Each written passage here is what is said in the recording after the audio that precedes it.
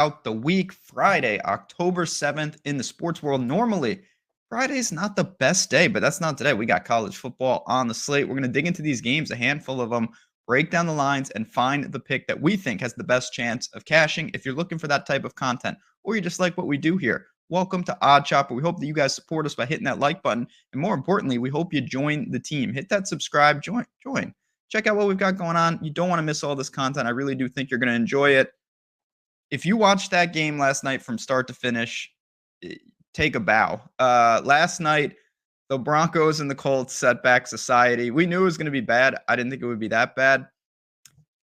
It's hard to cash in anytime TD for obvious reasons in that game. Sutton did have opportunities. I was actually pretty happy with his workload and his red zone targets, but my God, the Broncos really, really bad. I'm not going to even waste any more time.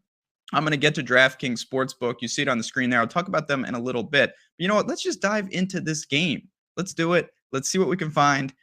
This is, I don't know if it's Broncos-esque, but it might be. Nebraska Cornhuskers around the screen. Minus 105, laying the 3 points, and I am diving in. It was a team that I was high on coming into the season. That was a mistake. They have been maybe the most disappointing team amongst the most disappointing teams in the country, but there's still some hope. All right. They start their season off in Ireland, and they lost to Northwestern as double-digit favorites. It didn't get much better from there. They beat North Dakota, who's an FCS team, barely. Then they lost to Georgia Southern. Scott Frost got fired because of that. Then they played Oklahoma, and they got decimated. They did beat Indiana in their last game, 35-21. That is probably the lone bright spot. We'll talk about some other things that are positives on the macro level, like Casey Thompson, their quarterback, actually having a pretty good year despite all the turmoil. The problem for Nebraska is their defense. They can't really stop anyone. 120th in rushing yards allowed per attempt. Defensively in the secondary, not great, not terrible, but it's just a team that's really, really had trouble getting off the field. They've, against inferior competition, they have allowed to move the ball, but offensively, they still have some playmakers. And honestly, the talent on the roster, I think, is pretty good, to be completely honest. So I'm looking at Nebraska. It's been a rough year, but they still have a lot to play for. And they get Rutgers here, who's an interesting team in their own right. Rutgers started the season with a couple close wins. They beat Boston College by 1 point. They beat Wagner by 59 points, Wagner's FCS school, and then they beat Temple by 2. It's gotten worse in recent weeks, but level of competition has come up. They lost to Iowa. They lost by 40 to Ohio State. They're the complete opposite in a lot of regards. They cannot move the ball. Now, they've played some really strong teams and strong defenses, but they cannot move the ball. 5 yards per pass attempt, 124th in the country.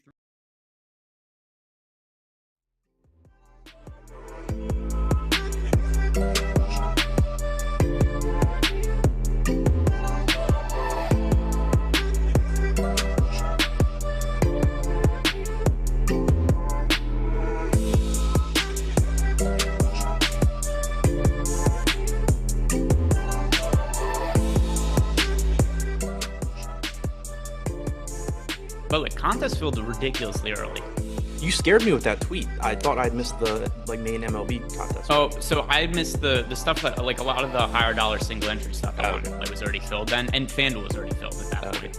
Yeah, because I saw that. I was like, shit, I forgot to register. And then I looked and there were like 3,000 spots left. Yeah, but everything else was filled at that point. Like, there was nothing else of substance in the FanDuel or DraftKings lobby.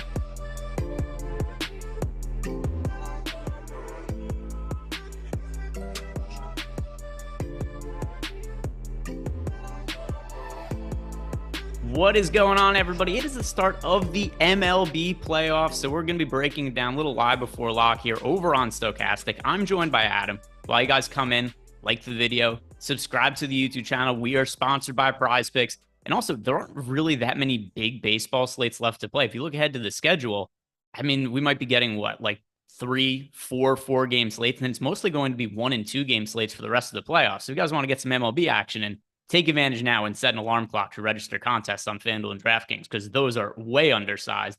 Adam, what's happening? What's up, man? Excited to talk about baseball games that actually matter. It was starting to feel too NBA-like, being like, oh, yeah, but this pitcher might only go 4 innings and this batter might only hit twice. Nice to be back to games that matter. Yeah, and then one thing that is kind of weird though, I don't know if you've taken notice of this, but have you seen any of the strikeout props for these pitchers? Like it's so much lower than we normally do, than what we normally see. Like McClanahan's over under 4.5, Bieber's over under 4.5, Scherzer's over under 5.5. I just kind of found that interesting in terms of I get the matchups are harder and the situations are more high leverage where pitchers could be coming out early. But that was definitely something that kind of surprised me when looking at it at first glance. But also, heading into the playoffs, do you have any just overarching takes or things you're looking forward to about playoff baseball? No, just games mattering in general. That is interesting on the strikeout props. I hadn't noticed it. I think you touched on it. My guess is just, but that even it's kind of weird. Like, because my guess is that sometimes managers will have quicker hooks. You mentioned McClanahan, Tampa Bay is the one that I thought of immediately, having a quick hook at times. But like at the same time, in games that matter, aren't you typically going to let like Max Scherzer and Shane Bieber kind of try and work through potential issues, especially in a game one? We know we're not trying to burn your entire bullpen. So I think those are actually kind of interesting. Yeah, and oh, by the way, I just saw looks like NBA contests got posted on FanDuel, and they could be up on DraftKings Oh before too God, long. does that mean as well. pricing's out? Yes, it is on FanDuel, but maybe not DK. But that's just something else that I'm looking forward to as well. Now I'm going to check out right after we finish this. But one other question about playoff baseball as compared to regular season baseball: does anything change on these slates with how you'd go about constructing your lineups or any decisions you would make? Not particularly. I was kind of thinking it through this morning. I can't really think of a reason why I would change my approach.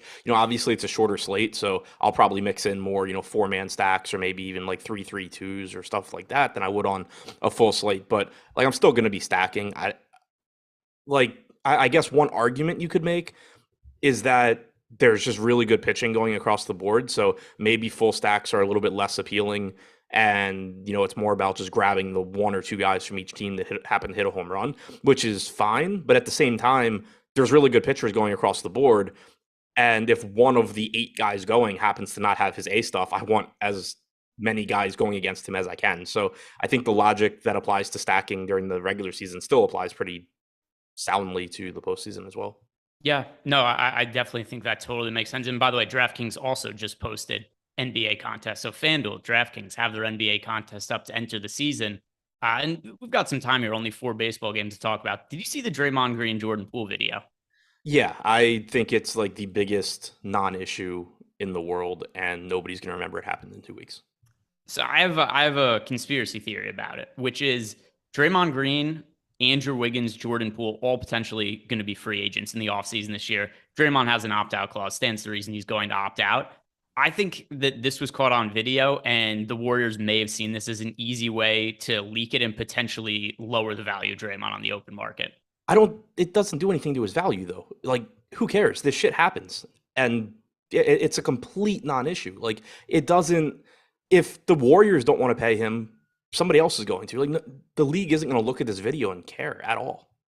Do you think it happens that often though that guys get like Superman punched in practice? I mean, I get think altercations happen. I mean, like, I don't think that's an everyday occurrence, but I think it's more than like this. This isn't, whatever his name was, choking out Tom Janovich, or Ron Artest going into the stands or something. Like, I think this is probably just something that happens. I mean, and the other thing about the video that I'm just finding really funny is like, because as soon as everybody heard this happened, everybody decided, who was in the right, who was in the wrong based on how they feel about Draymond, basically. So now we have the video, and you have all these people being like, basically acting like Draymond was just unprovoked and walked up and punched Jordan Poole in the face just because there's no audio on the video. Like, nobody knows what Jordan Poole was saying. He was clearly talking.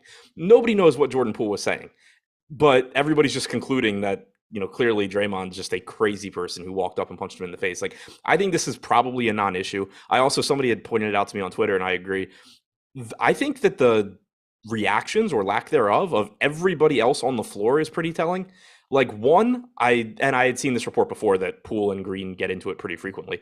One, nobody seems to really be caught off guard by the fact that Draymond and Jordan Poole are in each other's faces. Two, nobody seems particularly eager to try and stop Draymond from punching him. Even after he punches him, nobody seems to care all that much.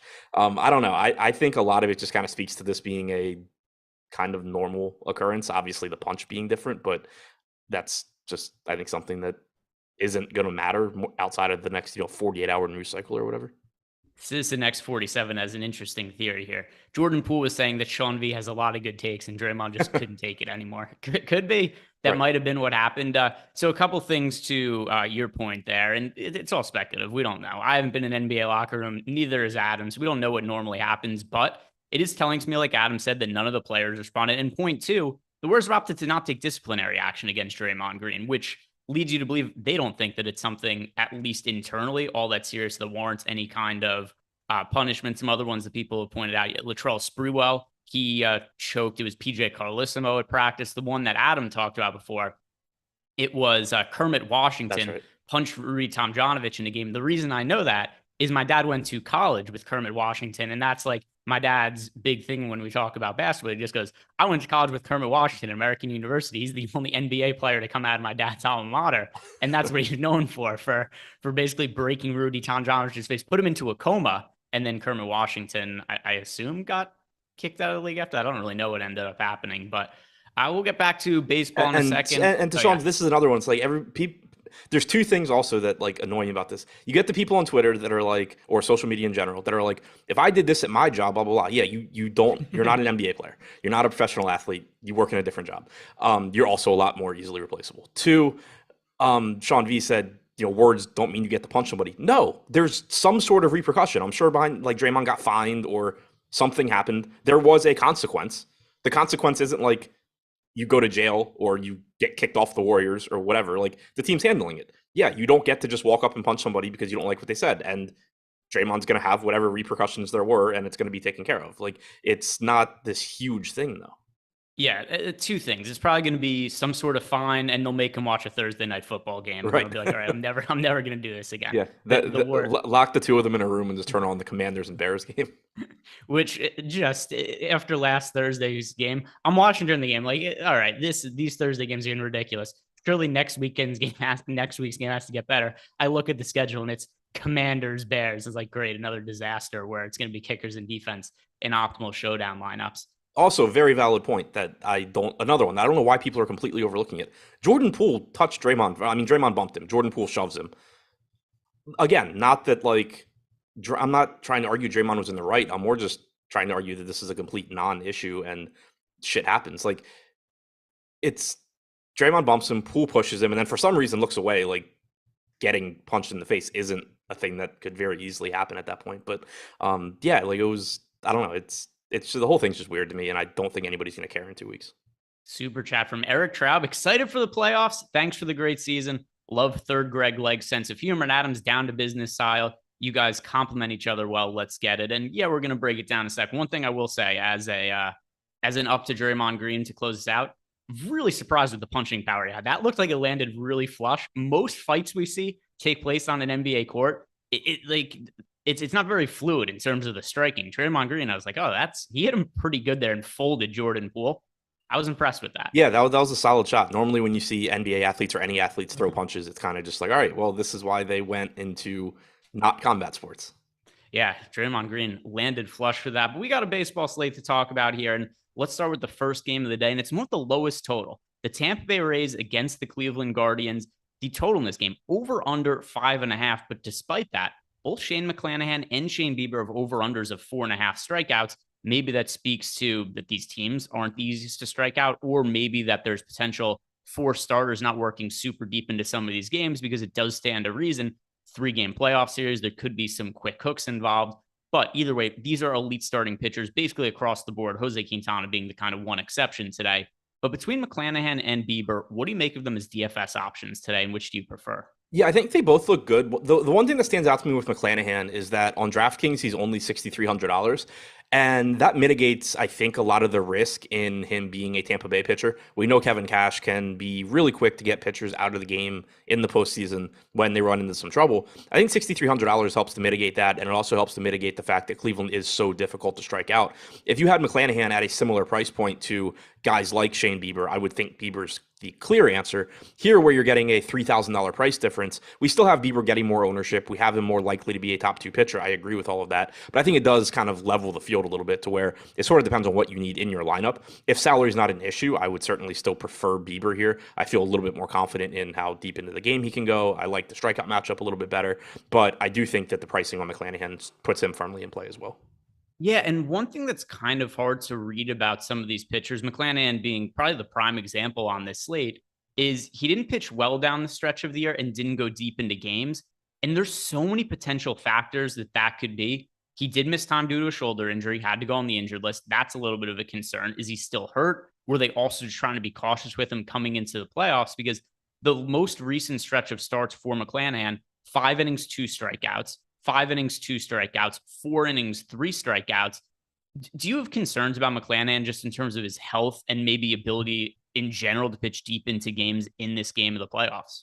Yeah, especially, like you said, he did deal with an injury. He is young too. I mean, you're getting a lot of work for a guy who hasn't been doing this for years. And then on top of that, even if you want to sort of discount any physical limitations, even if you just want to go with the assumption that he is 100% healthy and there's no reason to be worried, does Kevin Cash perceive it that way?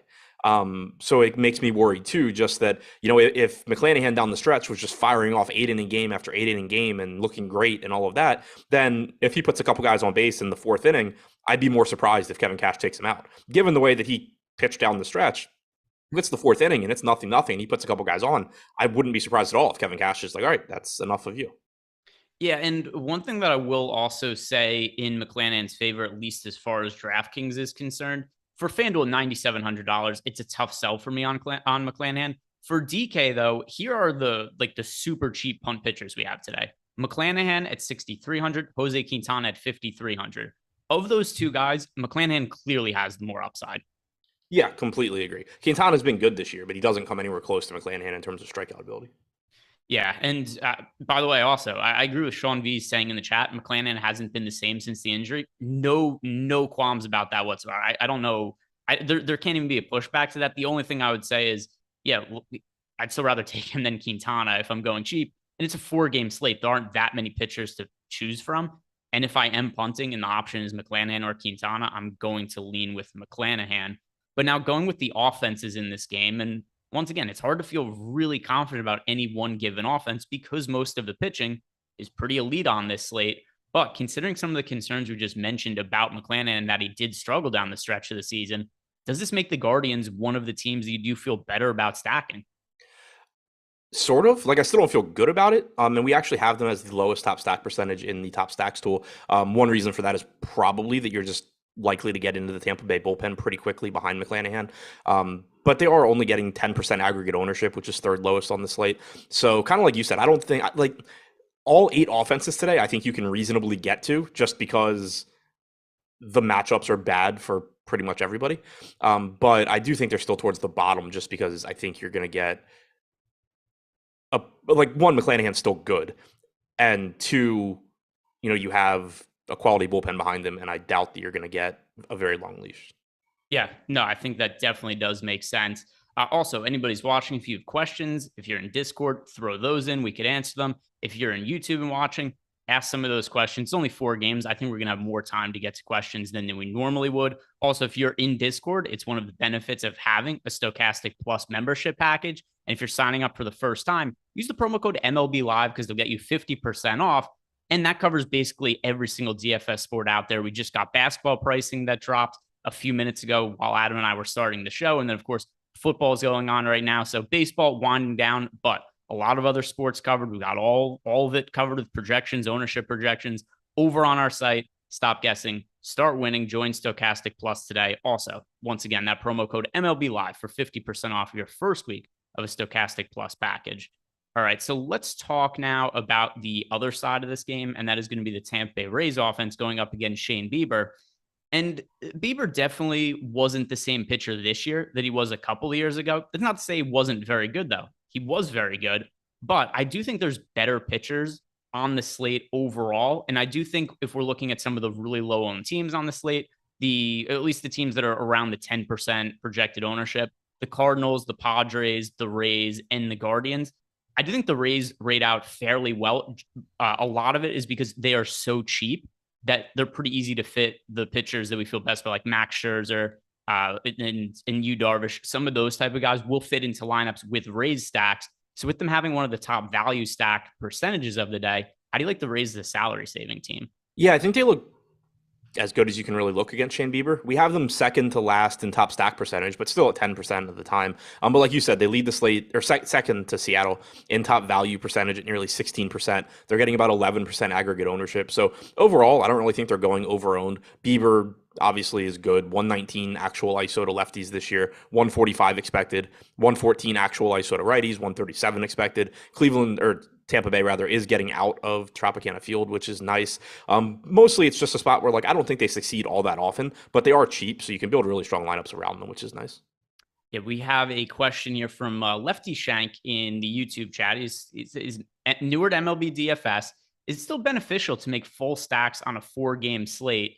And yes, so you're still trying to get as much correlation as possible. And for me personally, 3-game slate, 5-game slate, I'm still going to be making the full stacks on DraftKings and FanDuel. What I will do differently about smaller slates as compared to bigger slates is bigger slates, I'll never allow my lineups to have hitters versus my pitchers that I'm rostered. For some of these playoff slates where some of them are going to be 2 games today, 4 games, I'm more willing to allow Fantasy Cruncher to put one of my hitters into a lineup with a pitcher. That's actually the one thing that we didn't talk about at the top that I'm more willing to do on smaller slates. But where do you stand with that point, Adam? Because we talked at the top that we are still going to be making full stacks, but hitters versus pitchers, are you willing to do that on this slate? Yeah, I'll do it with 1 or 2. What I do personally in Fantasy Cruncher is set it so that if I have the pitcher, then all of the opposing hitters lose 10, 15% off their projection, because I don't want it to just throw, I don't want it to prefer giving me hitters against my pitcher, but I still want access to those because it's one easy way to differentiate from a roster construction standpoint. And it doesn't make that big of a deal. If your pitcher gives up 2 runs and it happens to be a 2-run home run to somebody he's facing on a 4-game slate, you probably want that guy in the lineup, and there's still a decent chance the pitcher ends up being one of the best pitchers. So I don't mind doing that. And then as far as the stacking goes, I do get a little bit more off the board with the stacking constructions I'll use. Like on a 14-game slate, I'm just running 5 3s, 5 2s, and 5 mans and mixing them together. On a 4-game slate like today, I'll certainly build some 4 4s, 4 3s. I'll probably do 4 2 2 or 3 3 2 or something like that. Not a lot of them, just at least enough that I get some exposure to them. And Single Bullet Bandit asking, what does op total stand for in the top pitcher stool? Opponent total. So whatever the implied team total of the other side is. So for instance, the next game we're about to talk about is the Phillies Cardinals game. And if you see next to Zach Wheeler, op total is 3.6. It's because the Cardinals have an implied team total of 3.6 runs. And also that could bring us to another question we have here from Potter saying, is Wheeler going to have a really short leash against a right-handed team like the Cardinals? So down the stretch of the year, we did see Wheeler a little bit limited, but he was coming off the injured list, and I think the Phillies were trying to build him up towards the playoffs. I don't really think he's going to be severely limited today. Do you think that's what we're going to see from Zach Wheeler? Is there going to be some crazy low restricted pitch count that's going to cap his upside? I'm not expecting that to be the case, and I don't know what the Cardinals being right-handed has to do with anything. Yeah, I think he's just saying that he would like to roster Wheeler against the Cardinals because they are so right-handed heavy. I don't think that he's saying that it's because they're right-handed heavy. Oh, okay. But anyway, in terms of Wheeler, I also don't expect him to be limited, and that does make him a pitcher that I do find to be an appealing option. We've got him projected for 22% ownership over on DK. FanDuel, it's hard for me where he's priced all the way up to 10,000. I'd rather roster Bieber, I'd rather roster Scherzer, other pitchers I'd rather get to. But on DK, where he's priced at $7,200, is he an appealing price saving option for you? I think so. I mean, he's towards the bottom of the top pitcher stool. We have him at 17.5%, but we also have him with a 22% ownership projection. So he's just, again, he's not a high priority. It is a tough matchup against the Cardinals, but he is also a little bit less expensive. So I think, I would rather get to Bieber, Scherzer if I can. I think I would rather go to Manoa for $300 less if I can, but certainly playable. Yeah, it's if I'm saving salary, I do prefer to get to McClanahan. I like the $900 salary savings, and McClanahan's just been a better strikeout pitcher than Wheeler this year. And also, Not that the Guardians are easy to strike out, but also the Cardinals are another team that's also very difficult to strike out. They've been one of the more difficult teams in baseball to strike out this year. McClanahan, better strikeout pitcher than Wheeler. I like the salary saving. So I lean towards McClanahan over Wheeler. But on the other side of the game, we have a pitcher I think everybody's going to agree is the weakest pitcher of the entire slate. That is Jose Quintana starting for the Cardinals. I was a little surprised to see the Phillies open up as underdogs in this game. Not the case anymore. They're no longer plus money. But the pitching matchup here, Jose Quintana for the Cardinals, Zach Wheeler for the Phillies. What do you make of Quintana on this slate? Because it's hard for me to be interested compared to all the other pitching options. Yeah, it's tough for me to be interested in Quintana too, just because the strikeout upside isn't really there. He's been lights out against lefties this year, 30.5% strikeout percentage, sub 100 expected ISO. He's been very good against righties as far as limiting production. 128 expected ISO, 106 actual ISO to righties, 292 WOBA, 312 expected WOBA. But his strikeout percentage drops to like 18.5%. You are getting a pretty right-handed lineup for Philadelphia. You know, you have Schwarber in there. Obviously, you have Harper in there. And then you have Bryson Stott. But the other 6 hitters are right-handed. So this is where like playoff baseball, I think, gets kind of tricky, because I agree that Quintana is the most appealing pitcher on this slate to take hitters against, but it's still not really that appealing. Like, the guy just doesn't give up power. He's been lights out against lefties, and 2 of the best hitters in this lineup, Schwarber and Harper, are both left-handed. Not to say you can't play them, but you certainly would prefer that Quintana not have been as good against lefties as he has been. So it's still, I think, a difficult matchup for the Phillies. It's just not as difficult as facing Max Scherzer or Luis Castillo or Shane McClanahan or Shane Bieber or, you know, these other guys. And there's a couple of reasons that I think we're going to see the Phillies be the most popular team on the slate, just beyond, obviously, we have them projected higher, is I think how many people are going to be hand building lineups, look at all the pitchers on the slate and be like, oh, Luis Castillo, Zach Wheeler, Max Scherzer, oh, Jose Quintana, that's the guy I want to stack against. It just makes the most sense. And then also, with him being a pitcher that people don't want to get to as much as any other pitcher on the slate because of the lack of strikeout upside, it's also going to be a thing where people are just going to gravitate towards playing the Phillies because they're not playing Quintana as a pitcher, whereas kind of all the other pitchers are much stronger considerations for anybody that's looking over the slate. So I think this is a really good spot for the Phillies, to be sure. I'm just a little concerned they're going to end up being a lot more popular than all the other teams. So I think it is a team to be underweight to as far as a stack is concerned. Yeah, I have that concern as well, because like I don't typically think hand builders make a huge difference just because they're typically not putting in that many lineups at a time. But like I think the Phillies kind of get hit from both angles here because they project as the best team because Quintana is the weakest pitcher on the slate, even though he's not that bad. So the Phillies project as the best team. And then, like you said, though, if you're just scrolling through on the app and deciding what you want to do, Quintana is clearly the last pitcher you're going to just manually click into your lineup. And similarly, he's the first pitcher that you're going to be like, oh, well, I don't mind taking hitters against Jose Quintana. I do mind taking them against Max Scherzer. So I'm just, going to click Phillies. So I think they kind of just get bumped from both sides. And I think they certainly end up being the highest owned team. Yeah, that's where I stand on them as well. Is I think that we are definitely headed for a fairly highly rostered Philadelphia Phillies offense. Should be the most popular stack on the slate. As far as the Cardinals are concerned on the other side, and by the way, this is the game with the highest total of the day. Not surprising when we have Jose Quintana as one of the pitchers. What do you make of the St. Louis Cardinals on the other side? They've been much better against left-handed pitching this year than right-handed pitching, but Albert Pujols has out of nowhere once again become one of the best hitters in baseball this year. And relative right now to ownership, this is a team that looks pretty positively leveraged. The Cardinals only 9% projected ownership as a team compared to 12% top stack odds. Are the Cardinals team you like getting overweight to? I do like the lack of ownership coming in. Wheeler is certainly not a pitcher I like targeting, but again, this is different than your normal slate because most slates you can say, well, I don't want to target Wheeler, and then you can find 5 pitchers that are like fringe major league pitchers and that you would rather target.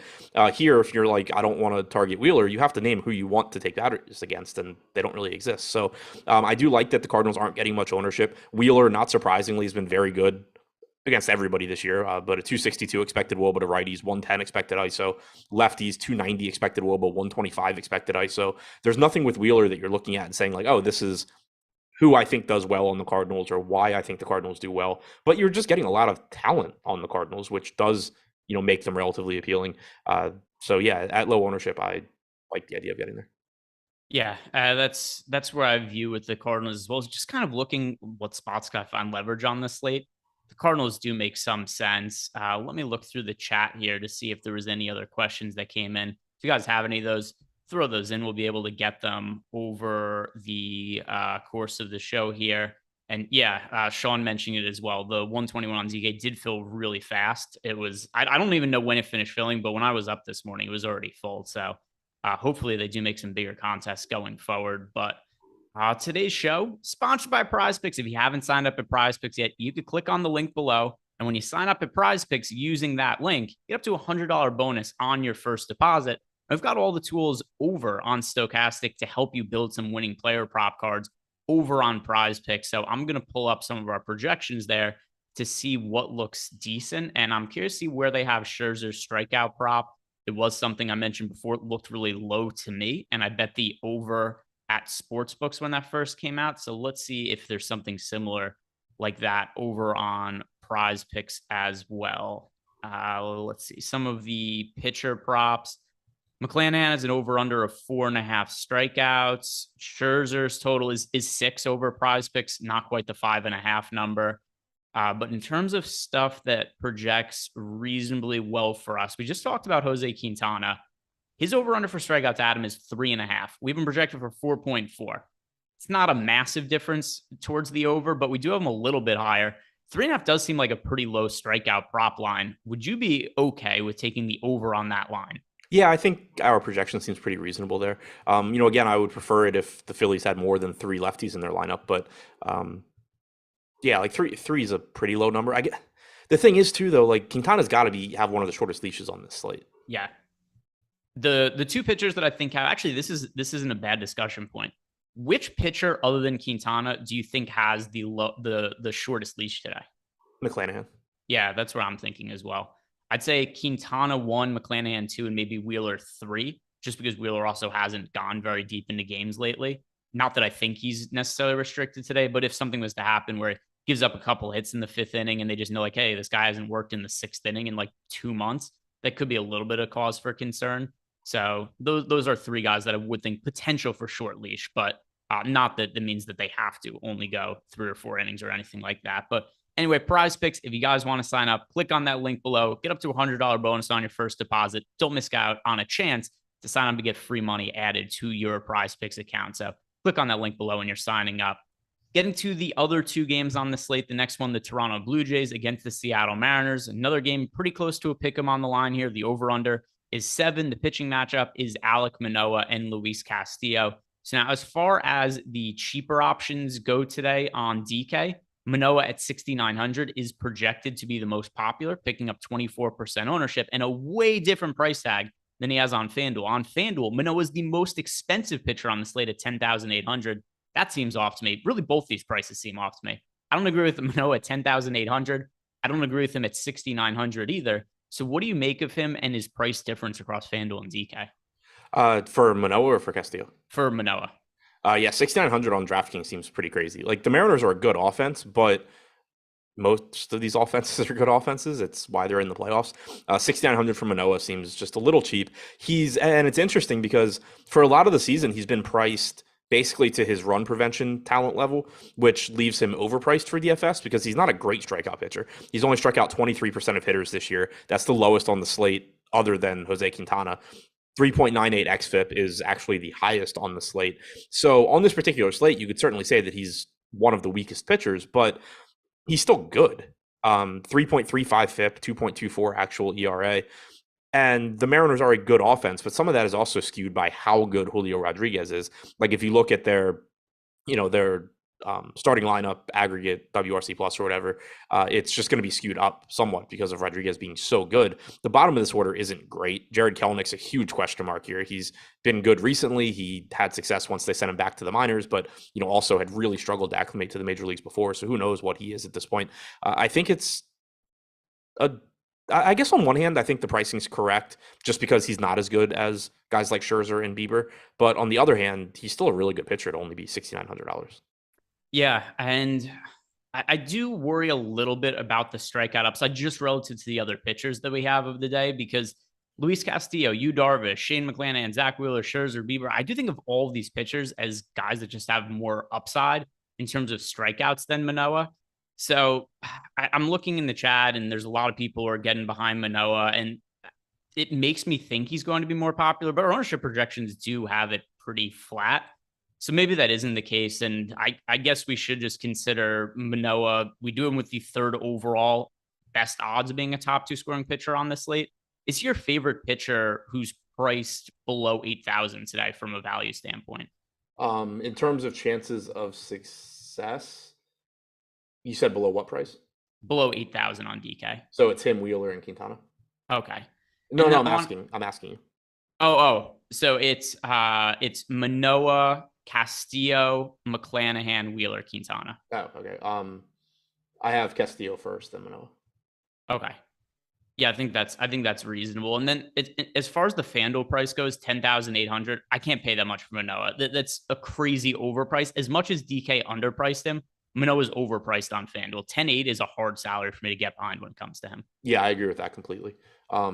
And also, so I just finished running some of my stuff in Fantasy Cruncher. So like even like we have our top 2 pitcher percentage, and then I also mine like my version of that basically factors in their pricing and all of that. I have it looks similar for me where like most of these pitchers are just in the same range. I have Manoa with like a 23.5% chance of being optimal at like 22% ownership.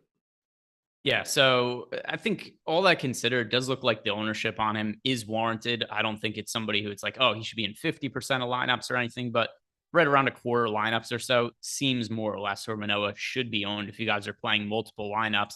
And let's talk about Castillo on the other side, who has been a great addition to the Seattle rotation. There's no doubt about that. He was the best pitcher acquisition midseason that happened this year. He's $7,700 over on DK. FanDuel, he's priced at $9,200. It's actually on FanDuel. Castillo is the cheapest pitcher on the slate. I don't think that should be the case. I like getting to Castillo here. And if there is a chance that Manoa ends up being higher owned, although it looks like they're going to be fairly similar, I would view Castillo as leverage from that standpoint. But it looks like the ownership is going to be about similar on the two of them. But tell me why you think that Castillo makes for a good salary saving play. He's just really good. He projects a little bit better than all of the other cheap guys for me. On the negative side, clearly it's a difficult matchup against Toronto, and then also this game is being played in Toronto, so pretty substantial park shift getting out of Seattle for Castillo. Not to say he doesn't have experience pitching in hitters' parks. He spent most of his career in Cincinnati, but you would certainly prefer to roster him if this game were in Seattle. But that being said, just still a really good pitcher. He's getting similar ownership to all these other guys. Third highest strikeout percentage on the slate behind Scherzer and McClanahan at 27.2%. 3.23 xFIP is the same as Scherzer. It's behind only Wheeler. It's behind Wheeler, Bieber, and McClanahan. So, I mean, he's just a really good pitcher at a reasonable price tag. I think if he had an easier matchup or this game were in Seattle, he would just be a lot more expensive. We've got a question here from Dre Gattinero. He wants to know who are the best 2 pitchers on the slate. So we are yet to talk about the final game. We haven't talked about the offenses in this game yet. But if we're building a cash game lineup right now, Adam, we had to pick the 2 pitchers that we would roster on DK in the cash game. It would be Scherzer and Bieber for me. Who would you go with? Scherzer and Bieber for sure. Yeah, and also the hitters are cheap enough today, and the pitchers also are not crazy priced. 9,800 for Scherzer. 9,300 for Bieber. In the lineups I ran, it wasn't all that difficult to fit them into the same lineups. I think that's the way that you guys should be going for cash games. Now let's talk about the offenses here. And Alec Manoa hasn't generated as many strikeouts as a lot of the other pitchers on the slate, but he's been pretty steady this year. And at least as of late, he has turned in a lot of really good pitching performances. How do the Seattle Mariners look for you as a stack against him? I think they look fine. The ownership seems to be coming in pretty much where I think it should be. Factoring in pricing and all of that, I have Seattle being optimal around 16% of the time. We have them projected for 16% ownership. So, and we have them also with a 16% chance of being the top stack. So same page there. Again, Manoa's a good pitcher. He's probably not as good as most other pitchers on this slate, but he's still very good. Seattle does get a positive park shift here. They do have power. Julio Rodriguez is obviously great. You have Cal Raleigh hitting cleanup. That's a catcher that has power. Obviously, that can be a very difficult position to fill. Jared Kelnick, I mentioned him when we were talking about Manoa, that because we really just still don't know what Kelnick is, he could be a plus for Manoa, but he also could just be a really good value bet. He's a former, as of very recently, top prospect, very, very highly regarded, struggled in his first opportunities with the Mariners, but this is a $2,400 guy that has a massive amount of raw talent at the very least. Whether or not he's able to sustainably put it together. Who knows? But there's a lot of upside for him hitting 7th at 2,400. Santana's pretty cheap as well. So I do think the Mariners, look pretty good. And then on the other side against Castillo, I do think the Blue Jays are going a little bit overowned, but nothing crazy. I have them being optimal around 14% of the time. We have them at 15% ownership. We have them going a little bit underowned, but I think that's just a function of me factoring in salary directly and us doing it in 2 different columns with top value and with top stack. So basically, I think both teams are more or less correctly owned. Toronto maybe a little bit more overowned than Seattle. Yeah, and then also to follow up your point on Jared Kelnick, going into last year, he was the 3rd overall ranked prospect on FanGraphs going into the season, and things could not have gone more sideways from him. There's all these weird things this year where he wanted to get called up, they didn't call him up, he deleted him off of social media. I never really put too much stock in. I know people go crazy about that on Twitter and whatnot, like, oh, look, he deleted the team and pictures of him from his Instagram or whatnot.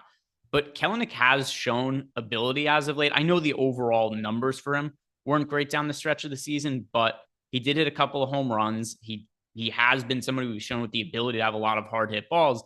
And just in terms of looking for a hitter that's cheap and has some semblance of upside, I actually am getting to a lot of Kelnick as a value play.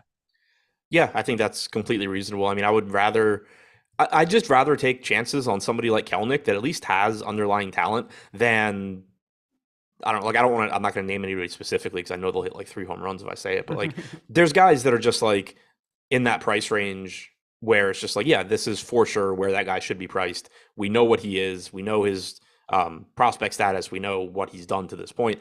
Kelnick, there's at least like volatility there where I have no idea. 2 years from now, Jared Kelnick might just be wasting away in AAA and nobody hears from him again, or he just could be like a legitimate regular starting outfielder. All right, I'm going to do it for you. Who is priced similarly to Kelnick that I'm going to say right now is not going to hit multiple homers and I'm getting more exposure to Kelnick then? Matt Vierling. Matt Vierling is a punt option for the Phillies that it looks like people are getting to just because he's on the Phillies. I'd rather roster Kelnick than Matt Vierling. Now ensue Matt Vierling and go 3 homers. That's how it'll go. Now I would rather roster Vierling. So let's talk a little bit more about the Toronto Blue Jays. I know you mentioned right there that you do find them to be a team that is worth getting to, although maybe a little bit overowned. They're also a little bit pricey, but they do have some of the best bats to pay up for on the slate overall. So hitters like Vlad Guerrero Jr., for instance, he's somebody that shows up in my lineups as a one-off decent amount. Bo Bichette as a shortstop option. Are there any individual Blue Jays hitters when you were running your crunch before that showed up more than other ones?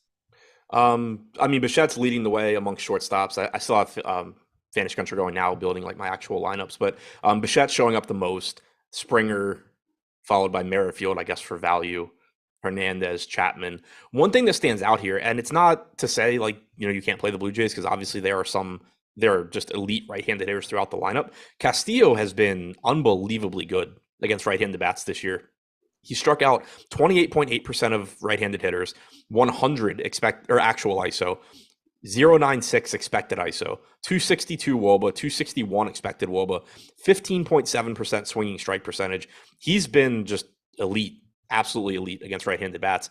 And, again, you have to keep in mind that's all right-handed bats. It's not just facing the absolute best of the best like Vladimir Guerrero. So you don't want to just shy away from those guys given the upside that they have. But when you look at Castillo's splits, he's been good against lefties, but not nearly as good as against righties. I would certainly prefer to have a Blue Jays lineup that had, any semblance of left-handed power.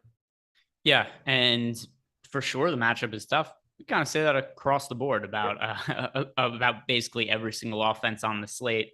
So as far as Bichette goes, I think a main reason I'm getting to him more than other shortstops is he's, to me, just a better fantasy player than a lot of these other guys. The other one that would be on the same tier with them, obviously, is Francisco Lindor. But Lindor also has a really difficult matchup against Yu Darvish, who's been outstanding in the second half of the season. But as far as fantasy players go, Bo Bichette, I think, is just a better fantasy player right now than Wander Franco, better fantasy player than Ahmed Rosario, Tommy Edman, and those are the other shortstops that are priced around him. So I do end up getting to a lot of Bichette because the shortstop pool is fairly weak today compared to other positions. Yeah, and I think that's why Bichette's showing up the most for me as well.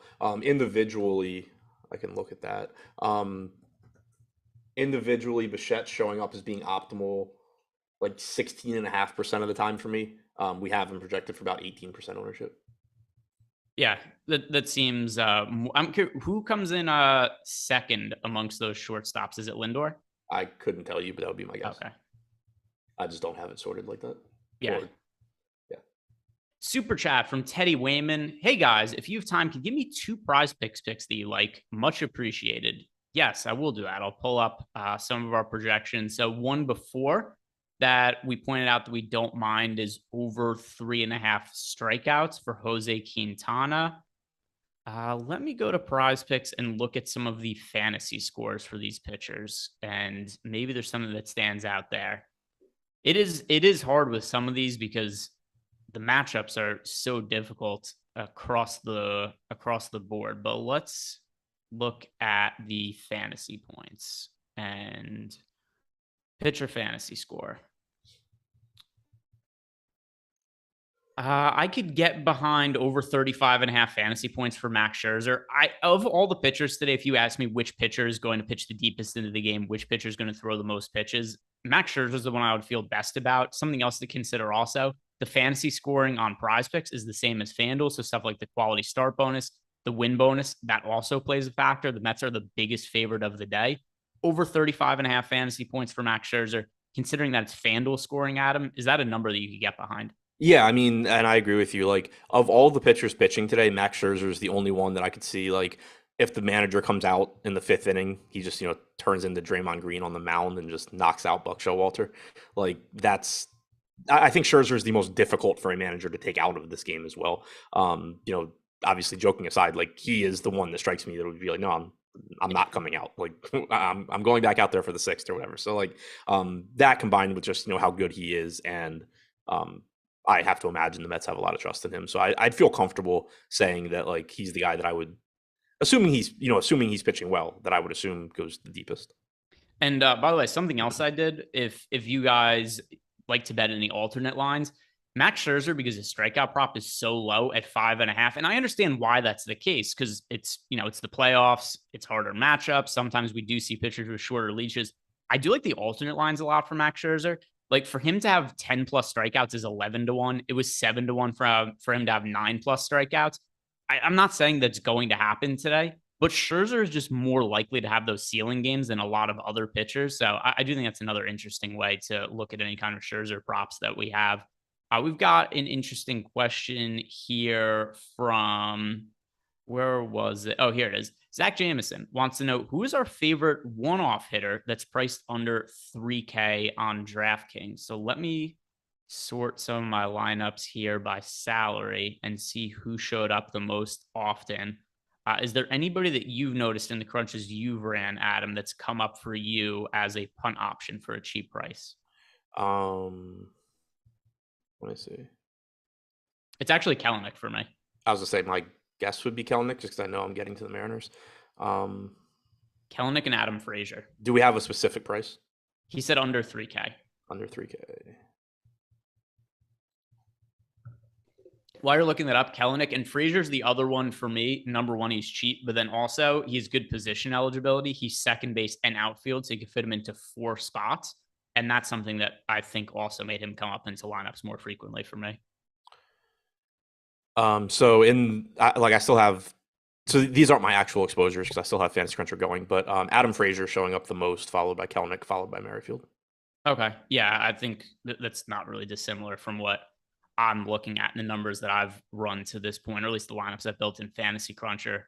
Let's get to the final game on the slate here. We have the New York Mets at home against the San Diego Padres. Max Scherzer's on the mound for the Mets. I did bet him over 5.5 strikeouts today. I think he's the best pitching option on the slate. He's really good. His numbers are outstanding this year.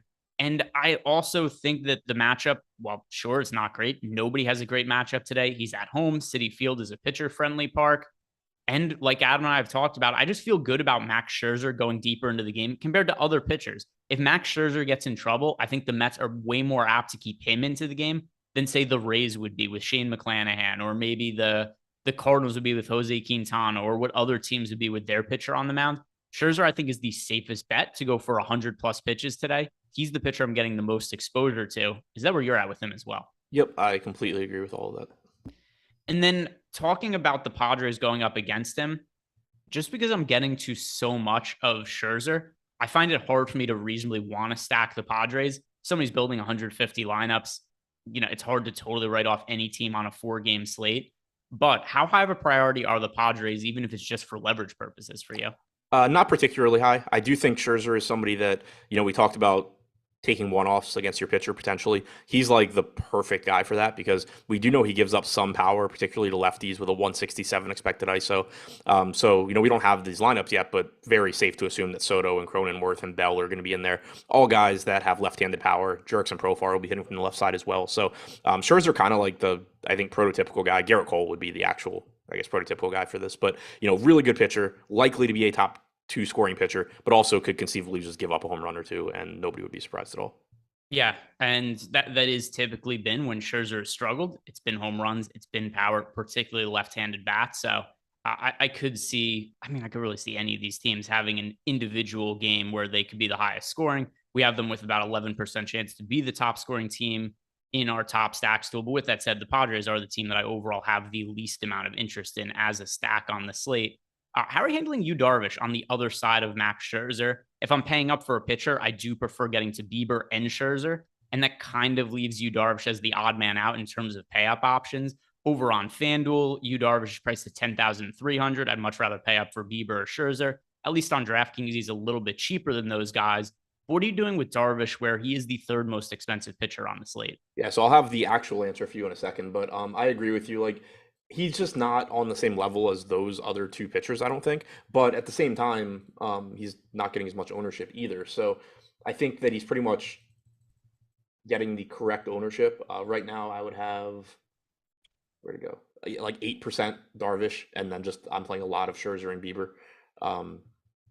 But I think that you could certainly make the case to, go to Darvish just because he is getting a little bit less ownership.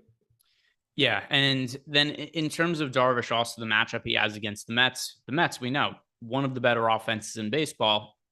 I'm kind of surprised that they're picking up as much ownership as they are, though, where we have them right now being the 4th most popular offense on the slate. I'm a little surprised they're picking up more ownership than a team, say, like the Cleveland Guardians going up against McClanahan or the Cardinals going up against Zach Wheeler. So I do view the Mets as being a little bit overowned. Not saying that it's anything crazy where we'd have to write them off, but I do think it's a team that I prefer being underweight to in large field tournaments, especially when you consider the 3.5 implied team total. It's one of the lowest marks of the slate. So how do the Mets look for you as a stacking option? I actually have them being like correctly owned, if not a little bit under owned. I'm refreshing right now to see how much I actually got to. But I do sort of like the fact that like Darvish has pitched really well recently, but he's basically for a while now had home run issues, off and on. So I don't really mind the idea of getting there. I will say that I appear to basically be jamming Seattle, and then that's like the stand I'm taking, I guess. So I'm not getting to the field on the Mets. They are tied with the Blue Jays for my second highest owned team. Yeah, the Mariners for me, I think a lot of it's also just price point. We have them as the top value stack by a fairly wide margin at this point. We have the Rays coming in second. But just because I do think of Bieber as a better pitcher than Manoa, I like getting to the Mariners more just from an overall upside standpoint. And then you also factor in the top value odds, which are by a good amount the best in our top stacks tool. And that is also the team that is my preferred stack of the day. So you and I looks like we are going to be riding the Mariners. Now we've got a few minutes left here. If you guys haven't done it yet, do us a favor, like the video, subscribe to the YouTube channel. If you have any questions at all, you throw those in. We'll be able to get to them here in the next 8 minutes before we close out. Adam, is there anything we've not yet mentioned on the slate that you want to bring up? If not, we could do some sort of game here to finish. Very quick, just because you said 8 minutes. The slate locks in like 30 seconds for anybody that doesn't have lineups in. Oh, never mind. I thought it locked at 12:15. So whatever, we're actually about to be done. Never mind. I thought it was 12:15. I was sitting here, I'm thinking. That's why I kind of was like MIA for a second. I looked down and it was like 12:05, and I was like, oh, I need to enter stuff. All right. So I was actually thinking, the slate's actually locked now at this point. So here's actually what I was thinking about doing is I thought we would go like position by position just to fill the time at the end and say which player we thought was most likely to homer at each position. But we're at lock. So we're not going to have time to do that because it's happened. Lock is here. So guys, thank you very much for watching, and a little bit of an abrupt ending because I lost track of time there. And also 12:07, kind of a weird start time. Why at 07 are the games locking? But neither here nor there. Guys, thank you very much for watching. Once again, if you didn't do it yet, like the video, subscribe to the YouTube channel, enjoy the start of the playoffs, and good luck.